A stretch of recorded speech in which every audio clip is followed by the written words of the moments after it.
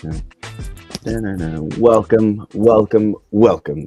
to another edition of the Blue Review, a Wednesday edition, but of course, a somber edition. As today we want to spend as much time as possible. Greg, you said we were just going to put it right out there. Everyone in the chat, we are remembering for Fernando Valenzuela. Um, this is going to be mainly on Fernando. We want to talk about some of the amazing feats he's done. So I'm just going to pass it straight to you guys. But of course, before we do, just a reminder that here at the Blue Review, we're presented by LAX. Our friends at Los Angeles International Airport are changing the travel experience, reducing traffic, and saving guest time. So check that out at flylax.com/transforminglAX. Marcus, I'm going to start with you. I know that Fernando was one of your favorite players, if not your first favorite player ever.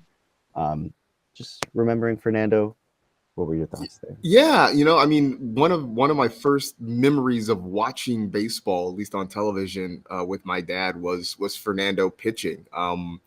That Fernando Mania season of 1981, I was 4, right? So it wasn't like I completely grasped the magnitude of Fernando Mania, or certainly not what it meant. Certainly not what it meant culturally. Certainly not what it meant to Los Angeles. I mean, I was growing up in the Bay Area at the time. I just know there was this guy who, to my 4-year-old brain, had the coolest name I had ever heard in my life. I mean, Fernando Valenzuela was just such an amazing name for me at that age. And then, seeing him more and watching him more and realizing how incredible he was as a player, and just over his career, how fun he was to watch.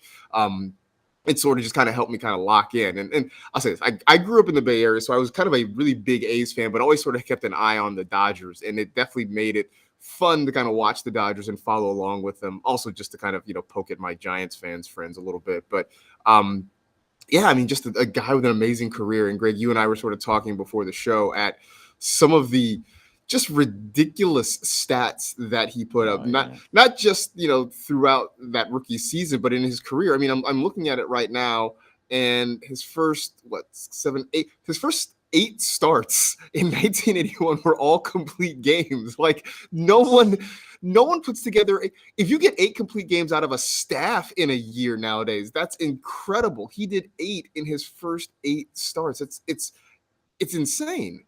And it was insane. And there's the only guy that actually has complete games at a regular level anymore is Sandy Alcantara. And I don't even think he pitched this year. So, that's just not a thing that happens anymore. But for me, before we get into all those stats, for me, he meant so much to the city of Los Angeles, to the Dodgers, and just to everything around, to the Mexican community, especially too. That was something that I was talking to Travis a little bit beforehand.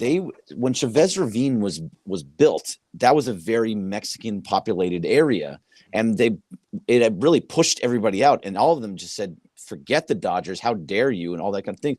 As soon as Fernando got here, and it brought the entire Mexican community back to the Dodgers, and that's huge. Because look at what we have now. Now it's completely ingrained. It's ingrained into the culture of Los Angeles, of the city, of the fan base. It's just so amazing what he did for this. Without Fernando Valenzuela, you paved the path for so many other guys that it was pretty intense what he did for it. And it's incredibly sad to see that he has gone. I know he has been sick for a while. Remember, if you saw that he was in the booth, and then in the 5th inning of a game in the booth, he just kind of got up and he left, and then he never came back, and he went on indefinite leave. He went he went home and was in Mexico, and he was staying there for a while. He just was in hospice for a long time.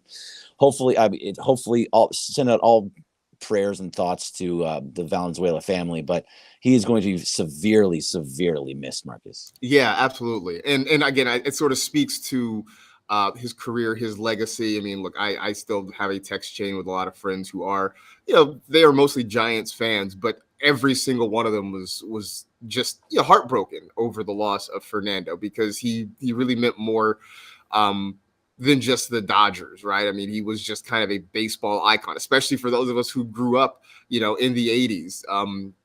He was just kind of a fixture across baseball in the 80s, obviously kind of the anchor of the Dodger pitching staff. It was incredible. Obviously the impact that he's had, the fact that, all these years later, he was still very much central to the Dodger identity, right? I mean, even working in the booth and making appearances and that sort of thing, he was every much a part of Dodger history. It was great to see him, years ago go into the Dodger Hall of Fame, to have the number 34 retired. And yeah, just a big chunk of the organization is now gone with his passing. You mentioned the 34 going up. I think that is so important. The fact that he was alive to see the number 34 go up, that was a huge thing. And they did it in a way that they don't normally do it. Despite the fact that he wasn't in the Hall of Fame, and there's, that's the criteria to get up onto those types of walls, having your number retired. That is very much not what happened, and they rightfully so. He's up there, and nobody can wear that number 34 again. Roy Estrada in 1981 World Series Game 3, Fernando threw 149 pitches. Let that sink in and compare to today's pitchers. Rest in peace, Fernando. Well, that's everything he did. He was in that generation of guys just pitched, and they pitched with everything that they have. Just that first year that you were talking about, Marcus, he was an all-star. He won the Cy Young. He was 5th in MVP. He was a Rookie of the Year, and he was a Silver Slugger. That's an insane year from somebody, a rookie pitcher. Yeah. I mean, we're at a point in baseball now where we're never going to see that again. But to do it, I mean, just to be a guy who took the ball. Remember, his first start was not a scheduled start. He started opening day, if I recall, in 1981. That wasn't the plan, and he goes out and throws a complete game shutout. You know what I'm saying?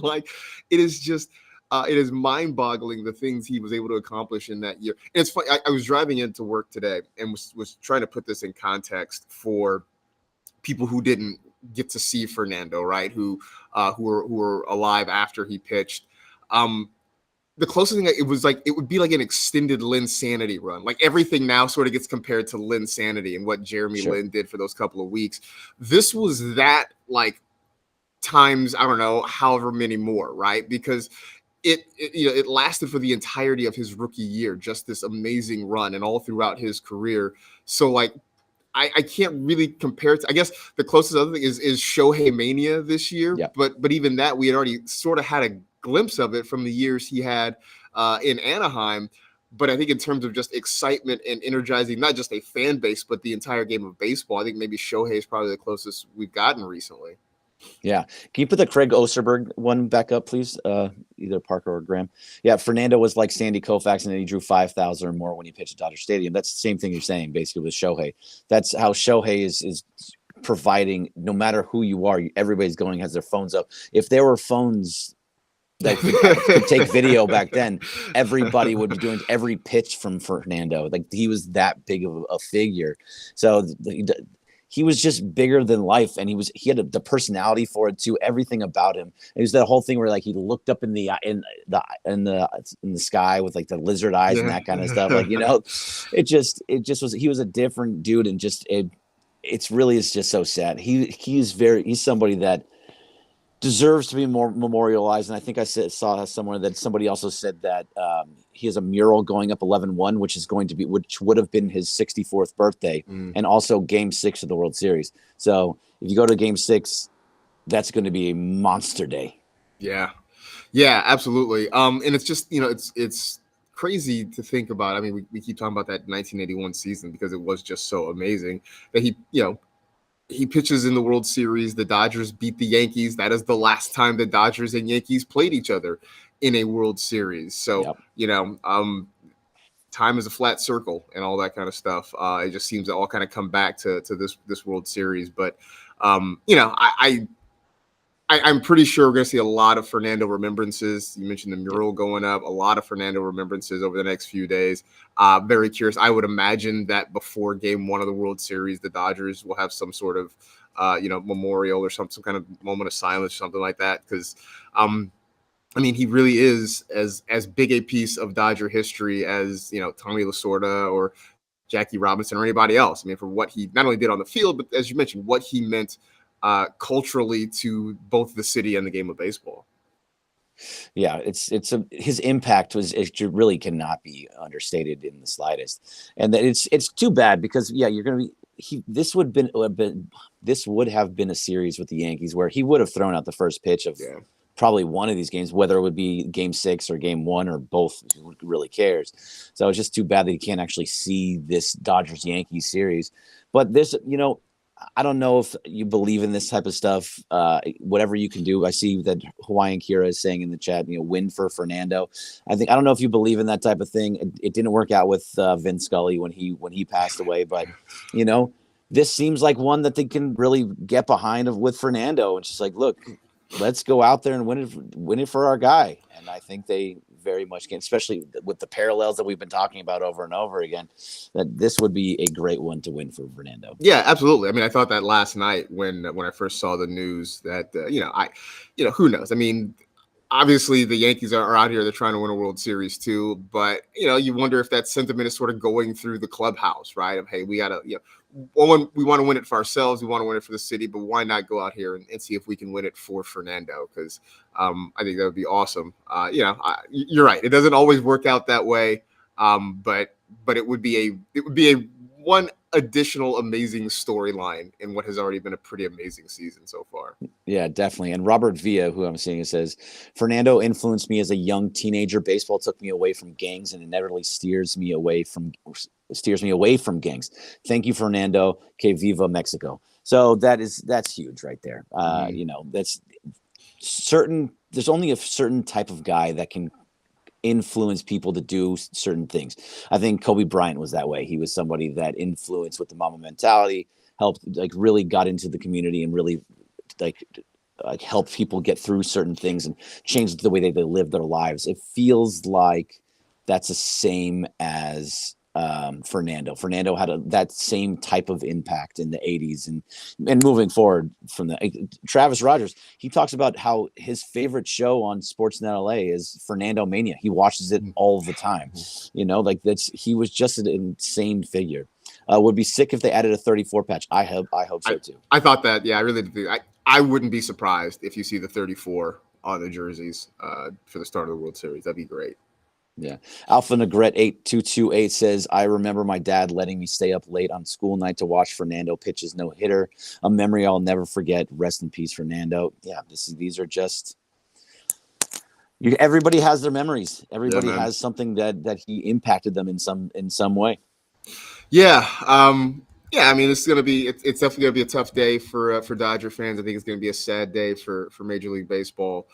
Just because of what he meant. I was watching. I think it was probably Sportsnet LA that posted just a 6-minute sort of profile on Fernando and that rookie season specifically, and kind of what he meant. And just the shift. I mean, you mentioned the fact that the Mexican community in Los Angeles did not have a great feeling about the Dodgers based on the lead up to what led to Dodger Stadium. And one of the things it pointed out was that Walter O'Malley recognized that that in a city that had generally a large Hispanic population and a lot of those folks being of Mexican descent, understanding that they needed to do something to sort of reach out to the community, and Fernando was sort of that perfect bridge. To come in here and draw that fan base in and really make them, as they are today, such a large part of the Dodger fan base identity, and have seen all the Mexican players to come through in the years since and all sort of kind of tip their cap to Fernando and what he started here in Los Angeles. You mentioned that, without even being in the Baseball Hall of Fame, Fernando gets his jersey retired because that is how much he meant to this franchise. Yeah. Denny Cortez says, I'm a Dodger fan because of Fernando, Vin, and my grandpa. You're going to hear a lot of those, and especially from, the Latino Mexican community, you're going to hear that a lot.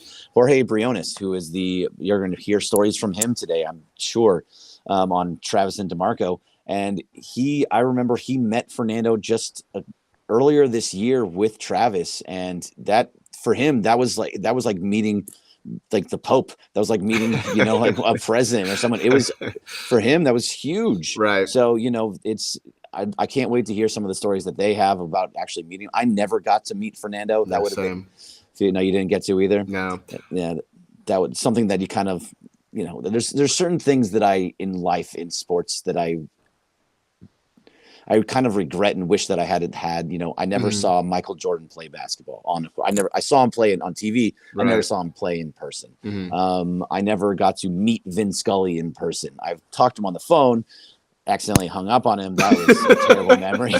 And Fernando, I never got to meet Fernando. That would have been a guy that I would have always loved to meet. I got to meet Jaime Jarrín, and I thought that was just an incredible thing. And now Mhm. not getting to meet Fernando was tough. Yeah, it's funny. I'm sitting here just kind of scrolling through his baseball reference page and just kind of looking at a lot of the numbers here. One of the things you and I were marveling at is that he won 2 Silver Sluggers Yeah, during yeah, his career. yeah, You know, I, look, and now we're in an age like we'll never see pitchers hitting consistently ever again.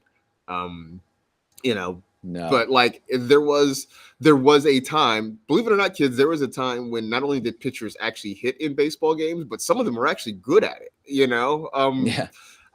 yeah, I, and it's funny because I think the Dodgers have had a long history of pitchers who rake. Hashtag yep. pitchers who rake. Whether it was Kershaw probably being the most recent version, but Greinke, Greinke, Fernando, Drysdale. I mean, you go back through yep, history, the Dodgers had pitchers who really could swing it. And I'm sitting here looking. Fernando hit 3 home runs in '84 with the guy at 10 over the course of his career in 17 seasons.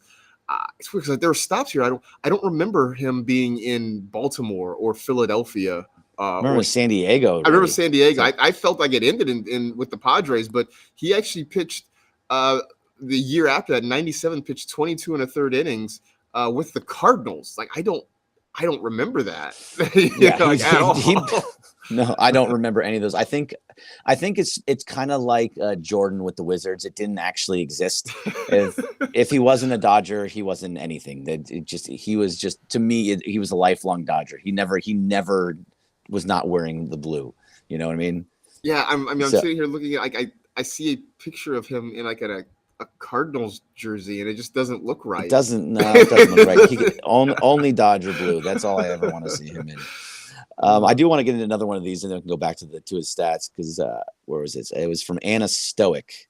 It says, seeing Fernando play was incredible, but also great pride. This guy, Mestizo Brown, like many Hispanics, it was pride, and his humbleness was, and almost childlike, was unique. Yeah, it's very much so, and it's everybody kind of looks at him in different ways and what they meant to him, but uh, you know, she continues, for the older generation of Mexican Americans who witnessed the Chavez Ravine situation where Mexican Americans were forced to leave their home was pretty bitter. Yet when Fernando joined the Dodgers, I'm sure there's gonna be more. Everybody went back is Yeah, where that was going to go into. yeah. Yeah. So going back into the stats, it's just the fact that he pitched in 1986. This is a crazy one. He had 34 games. He was 21 and 11. 20 of those 21 wins were complete games. That's He had wild. 20 complete games in one season. That season, he was an All-Star, second in Cy Young, MVP. Got another, and it was a Gold Glove too. So he has everything. He has a Silver Slugger, Cy Young, Rookie of the Year. He didn't get the MVP, but he got close in his rookie year, and a Gold Glove. That's That's pretty. wild. When you look at Baseball Reference, you see it's how much black you see, Yeah. because the bold means that you were the best at that for that season. Yep. And he's got black everywhere. Yeah. Everywhere on here. It's wild. I mean, I'm looking at, you mentioned that '86 season, right? He wins 21 games, which, first of all, guys winning 20 games, another thing that just doesn't happen anymore. They don't make enough starts, and if they do, chances are they're not going 5 innings enough to even qualify for 20 wins. To have 20 of them be complete games. I mean, look at that, because he had 20 complete games in '86, 12 in '87, so 32 complete games in the space of 2 seasons. Yeah, it's just bonkers what he was able to accomplish, and you know, and just, I mean, really, just to go back to that '81 season, to come out of the gates like that as a rookie with 25 starts, 11 complete games, 8 shutouts. It's just insane. Yeah. And I would love for baseball to get back to having guys like this, but I don't know that it's ever going to happen. at this point. No, it's never going to happen, especially with the way that the pitchers throw nowadays. But just for this complete game, it's so from 1981 to 1987, so 7 years, he had 96 complete games. He had over 10 a year. He was consistently like it was that, which is nuts to me. 11, 8, 9, 12, 14, 20, and 12. That's insane. Nobody gets close to that anymore. I can't even imagine someone getting 10. I think Alcantara would be the only one that I think has gotten close to that number. Yeah. He probably did go over 10, but which side note, just proof that we're not ready for AI. I actually was Googling how many complete games were there in baseball this year, and the Google AI popped up that Luis Severino had the only complete game in the 2024 season, which I immediately knew was a lie because Gavin Stone had one, right? That's not true. So it immediately is not true. I without doing some real digging, I don't know the answer off the top of my head, but I would be willing to bet that it's probably less than 10. I don't know. Is that fair? So it looks like it was 29. So it breaks. Let's say how many complete games were thrown in 2024? Oh wait, no, that's not the whole thing. So there was the 2020 season had 29 complete games, but that was a shortened season. Yeah. 28 complete games in Major League. It was just 28. Yeah, that's okay. There it goes. Yeah. 28 complete games in 2024. And he had 28 in less than 2 seasons. He had 32 from 1986 to 1987. Yeah. Just by himself. That's wild. Yeah. Here's a statue right next to Jackie Robinson for sure, 100%. It's got to be with the leg. It's got to be the leg kick, though, right? The statue has to be him in the leg kick, right? Like 100%. Looking His head up all the way sky. back. Yeah, looking up to the sky. There's nothing else that it can be. Yep. So I'm fully on board with that. So he definitely he's going to get a statue. It'll be hopefully happen sooner rather than later. Yeah. And now we got to start looking forward to the World Series and how they're going to move forward and it's going to look like. There's going to be a ton of stuff that comes with all of this, and it's going to be. I know the Dodgers are going to do a lot. I know that they're going to do a lot on Friday for Game 1 as well. So be prepared for that. I'll be at that game, so I'm really excited for that. Cool. Yeah. But we can do this a little bit more on that tomorrow, Marcus, unless there's anything else that you would like to say before we get out. No, other than kind of just to recap what we've been saying. I mean, Fernando was kind of a larger than life player, a larger than life personality, meant more than just baseball to a whole community and to a whole city. And again, just will be incredibly missed. A major part of this Dodger organization for years, and really no easy way to replace him. But he will always be remembered. Yep, he will absolutely always well said, and he will always be remembered. We do a lot. There'll be a lot more on this tomorrow. I know that Travis and DeMarco are going to talk a ton about Fernando coming up next. That was obviously Travis Rogers' favorite player in the history of baseball, so you're going to get a lot on him. So stay tuned for Travis and DeMarco for more of that. Thank you, Marcus. Thank you, Parker. Thank you, Graham. Thank you, LAX. And we're going to be doing a lot more, so stick around. Make sure you get into all that. So, all right. Thank you very much to everybody. We'll see you tomorrow, and we'll talk a little more World Series tomorrow. See ya.